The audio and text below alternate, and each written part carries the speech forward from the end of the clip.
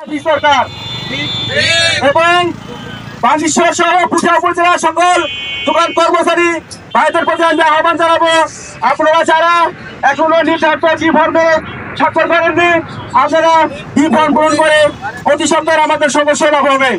এই পর্যায়ে আমি আর বক্তব্য পাচ্ছি না, আমাদের সামনে বক্তব্য নিয়ে আসছেন বাংলাদেশ শ্রমিক ফেডারেশনের পুঠিয়া উপজেলার সম্মানিত সেক্রেটারি জনাব ফজলুর রহমান ভাই। তাকে আমি কিছু কথা বলার জন্য অনুরোধ করছি।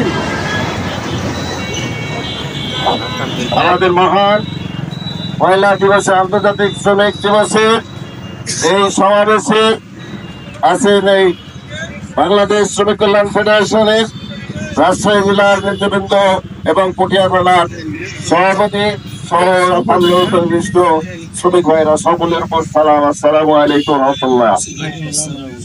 আজ আমরা এখানে উপস্থিত হয়েছি আমাদের অধিকার দাবাইয়ের জন্য। আমাদেরকে বঞ্চিত করা হয়, শ্রমিকদেরকে বঞ্চিত করা হয়। 1900 শতাব্দীতে মহান শ্রমিকদের উদ্দেশ্যে সেই দিন শ্রমিকরা অধিকার আদায়ের জন্যই উপস্থিত হয়েছিল আমেরিকার বিভিন্ন শহরে।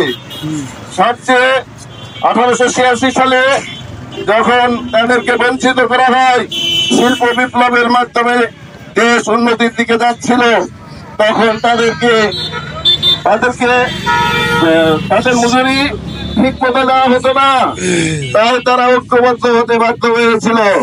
তাদেরকে ফাঁকি দেওয়া হতো, মজুরি কম দেওয়া হতো, শিল্পপতিরা তারা উন্নতি করত, তারা ধনবান হতো, আর মজুরিদেরকে ফাঁকি দিত।